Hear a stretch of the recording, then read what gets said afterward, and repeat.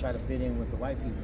That's how I feel. That's just me personal. You said he tried to fit in with white people? Just to fit in, yeah. Cause why would he try to have to fit in? No, I'm just saying because he was. Well, he sold the most music with black skin. I don't think, because he was shy. Like he the way he talked.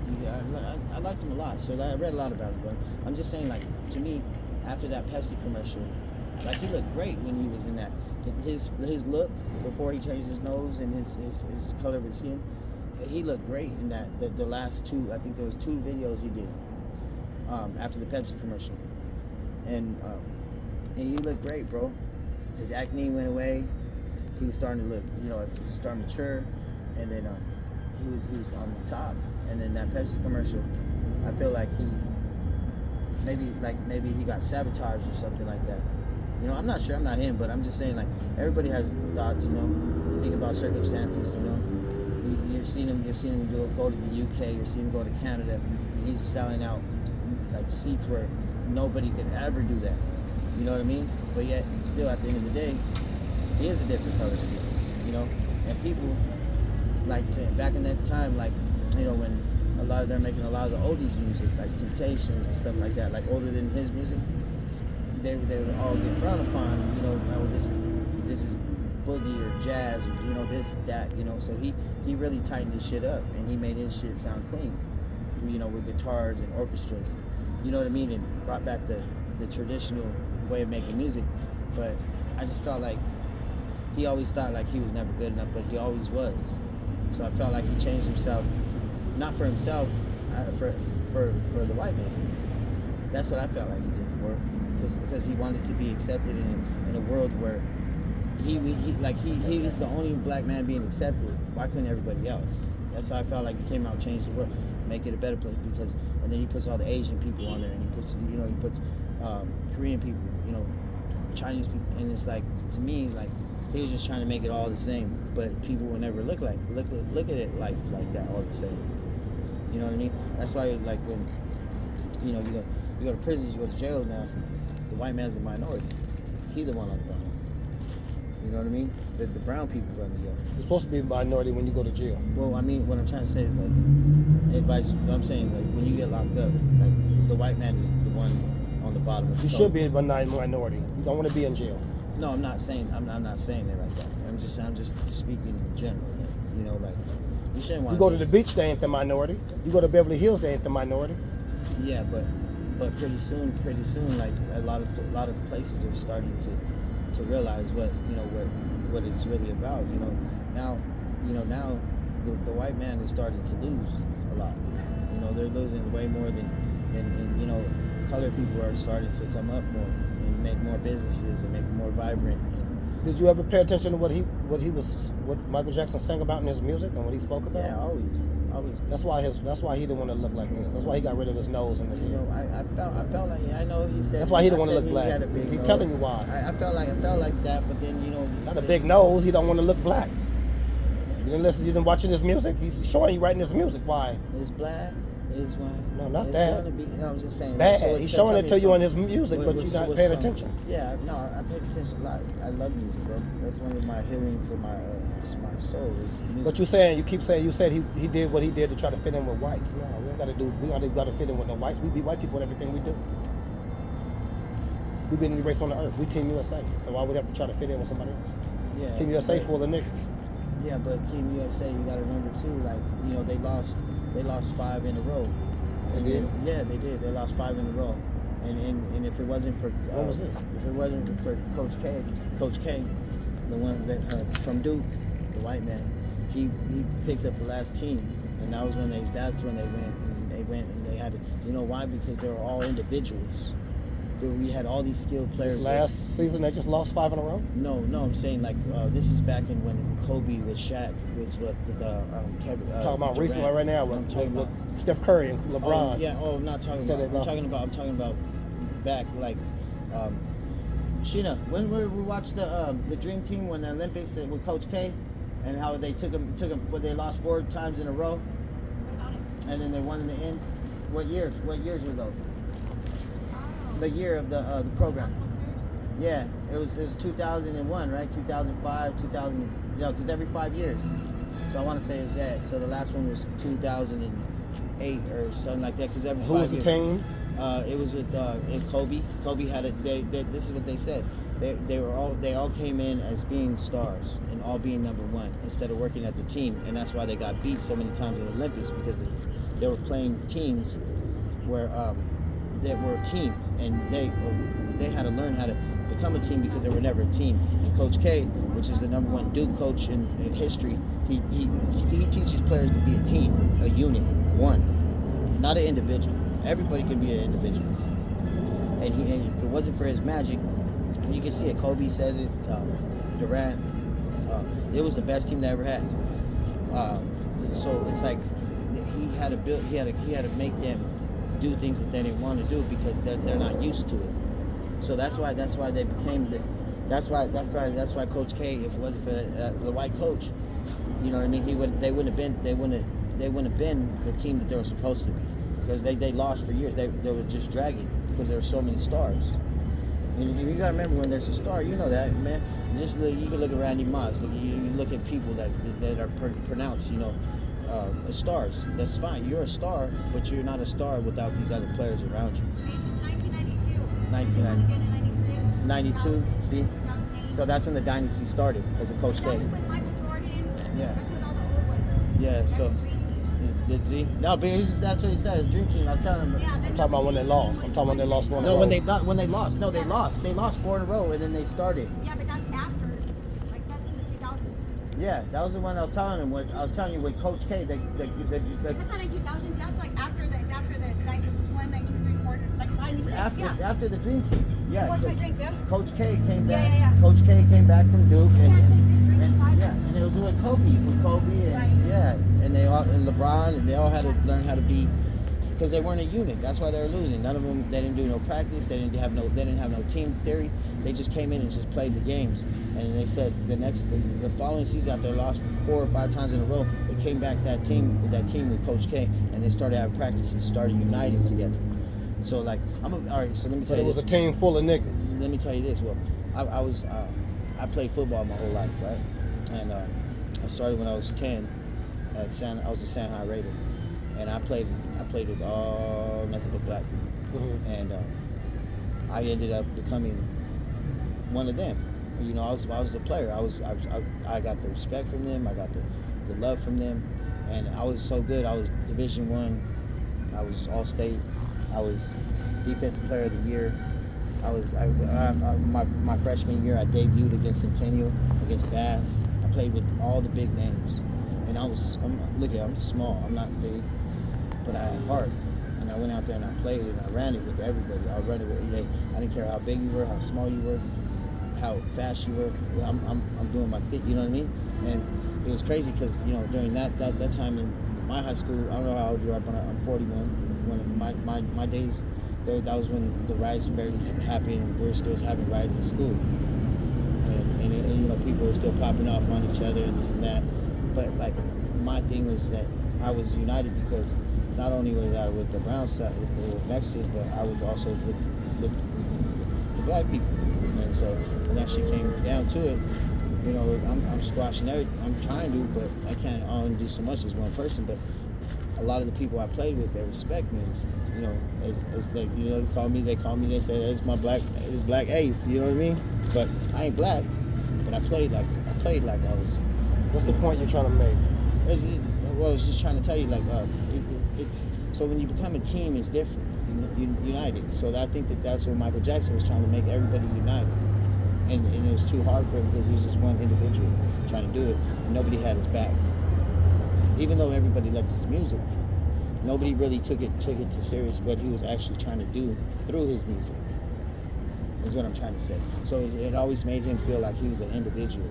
So I felt like, that's why I feel like when he changed himself, I feel like he did it partially for himself, but he changed himself because everybody black was saying "fuck you." Remember that? Yeah, because he's making so much money, and everybody was like, dog. There's haters every time. When you're successful, though, it comes especially from your own the most, man. That's true. It's like you're the new person on the block, and you're making the most money. their side it starts hating. You know, you can't. The thing is about the Bible and Jesus made us all to be different for a certain reason, but we're all supposed to come together as one. But that's one of the hardest things that we have. Our problem is it's hard to be united. And a lot of this I music. don't say all come together as one. The Bible is a racist book. Well, have you ever read? I'm not even supposed to talk about the book, but there's a book. It's a really dangerous book, but it goes all the way back from King Louis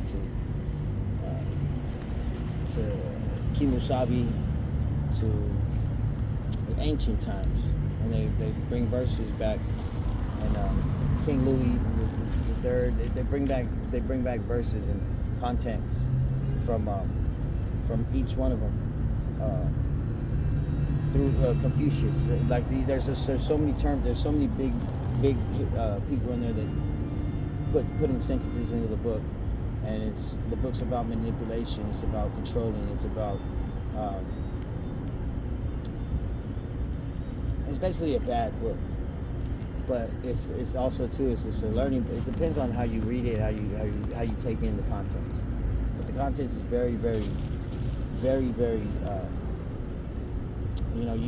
It's one of those books that you don't. Well, when I got told about it, I was, you don't promote it to the next man. You hear about the book, you hear about the book. You read the book, you take the book as you read it. As everybody's going to take the book differently. But it's a powerful book, and it came out a long, long time ago. And it says a lot of quotes from a lot of people that are, from multi-different races, multi-different people that were on top of everything they conquered, and people that knew how to do things that that's out of the ordinary. But and then like they say, the Bible. That how does anybody ever know the Bible is real? It was all words that were saying and written down from other people, right? So you got to remember, everything gets a little twist, but at the end, that's what everybody goes off to believe in, right? So it's a book, anybody could change up one word for another word, and it means a totally different context. So that's why, you see these different churches: First Testament, Second Testament, Old Testament. And then you got the new one where it's the mixed Bible words, the first and second together. And then you got the Mormon book. And then you got, you got there's so many books, right? So it's all different contents. But in the end, it's all the same concept. It's supposed to be. I mean, a lot of them have different rules that when they do this frowned upon, that's frowned upon. But in the end, it's all one thing. We believe in the Holy Spirit. We believe in, God.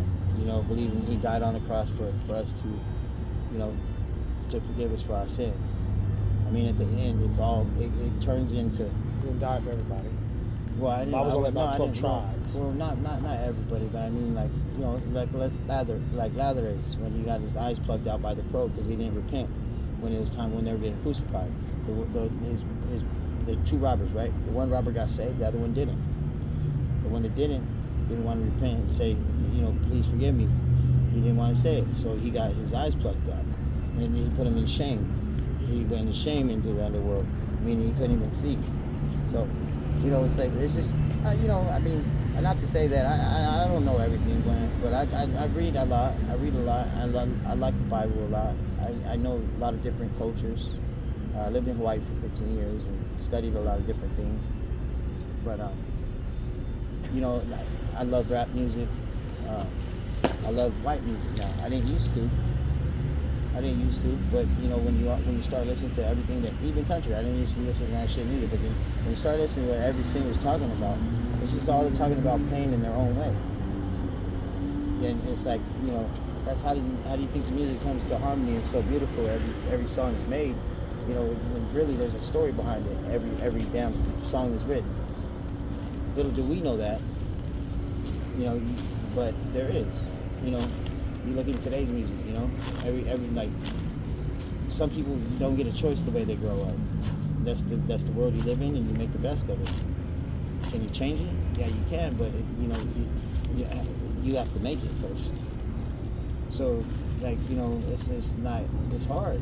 It really depends. It's not like shame on you because, man, you a gangster rapper, and shame on you because you a rich white rapper, or, you know what I mean?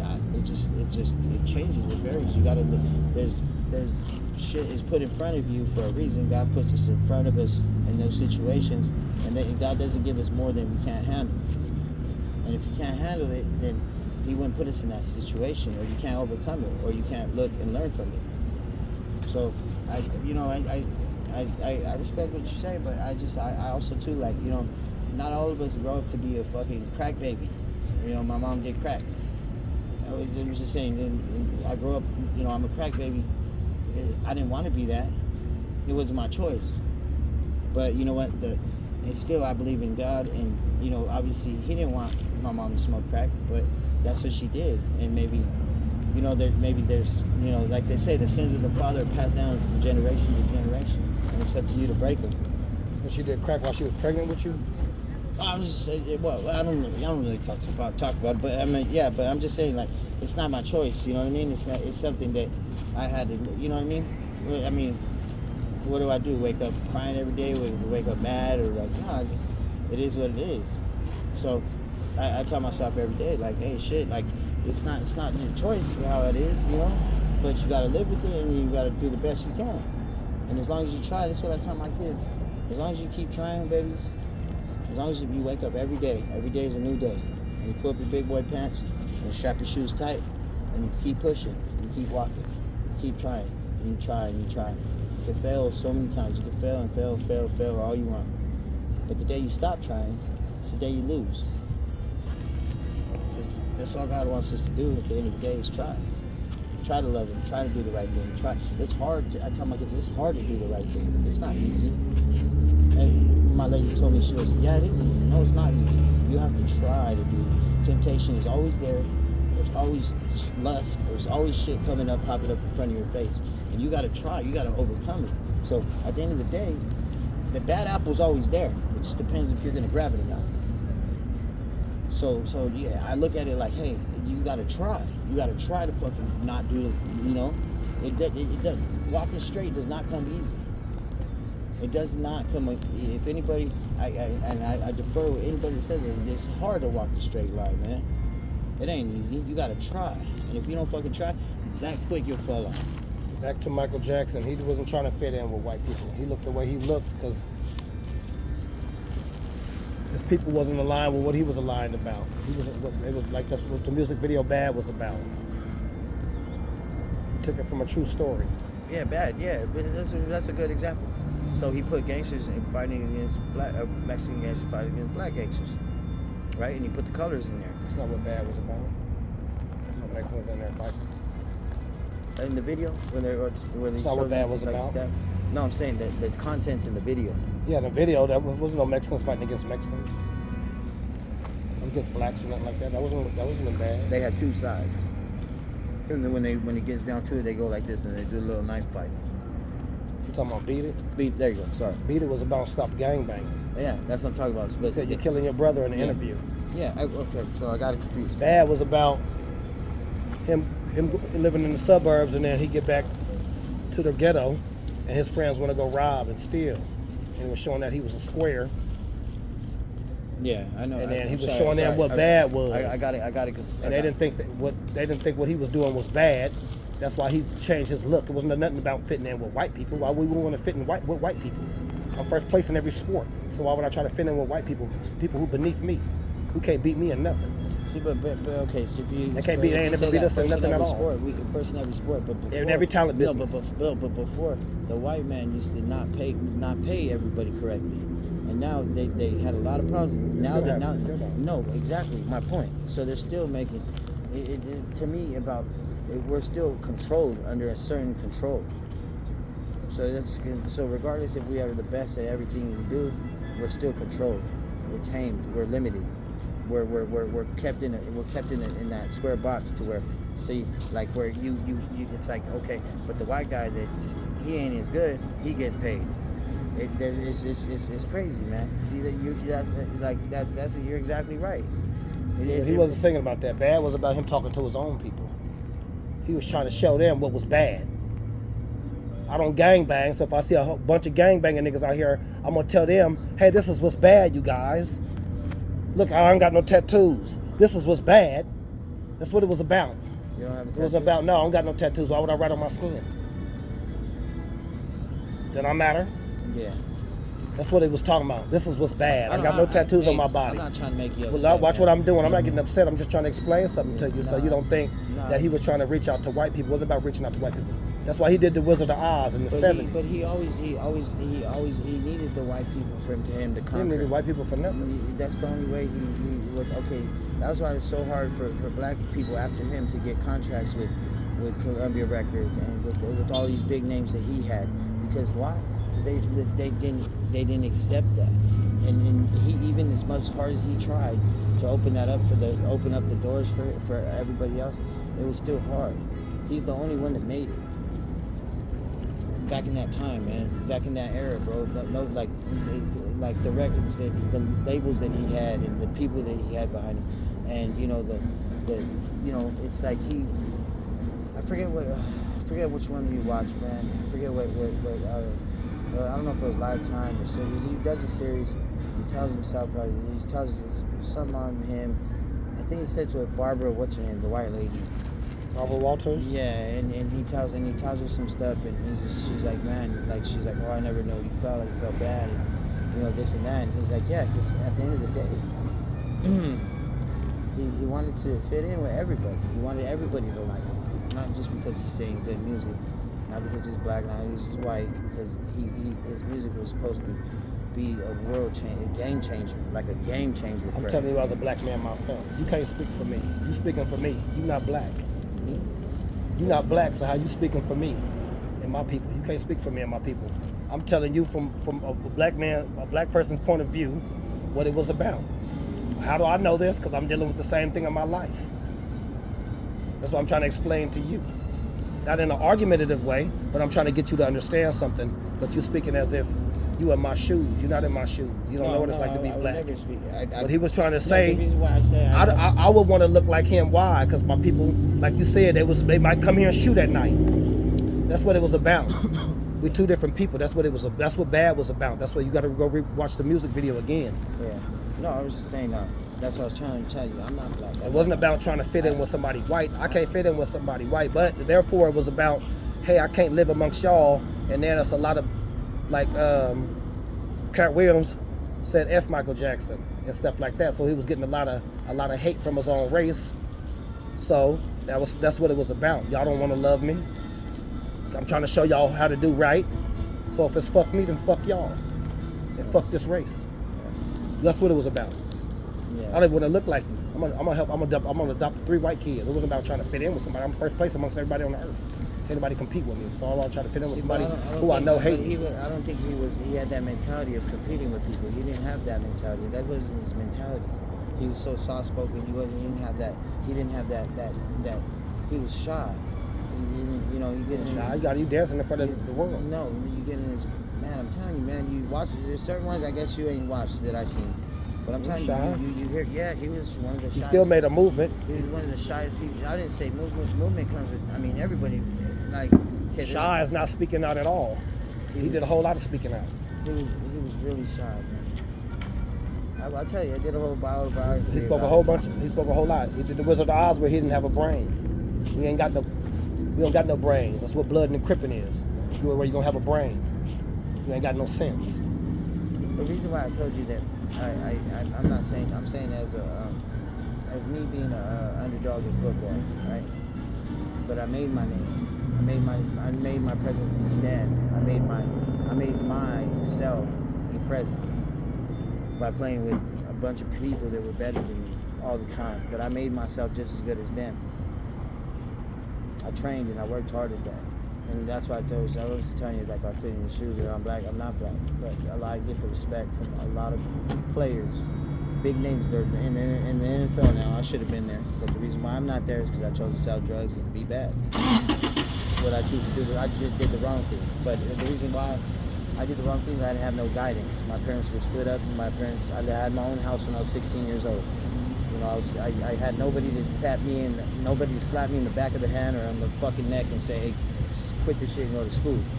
But, you know, so that's my own problem. But that being said, like, you know, I made, you know, like, you know, football was my thing. I was natural at it. I was, you know, came to me like the fucking cards, like some. What's your point you're trying to make? I'm just was trying to say I can relate to a lot of my, you know, I have a lot of friends, you know, that some of my best friends, you know, they're all black. But I'm saying as being Mexican, I'm Mexican and white. But being Mexican and white, I try to pull the white card. I don't get the white card. Like her, that's my sister, my real sister, right? She could pull the white card. I can't. I've been telling people I'm half white for fucking since I was born. Nobody, they go, you a liar. You know what I mean? But her, Mexican people treat her like shit because they think she's white and she speaks Spanish. So it's just different, you know. It's just like, you know, man, I don't know shit, man. I just know I tried. And that's all, you know, I tell my kids, man. As long as you try, you know, you're in a good spot. The day you don't try, that's the day you're in a bad spot.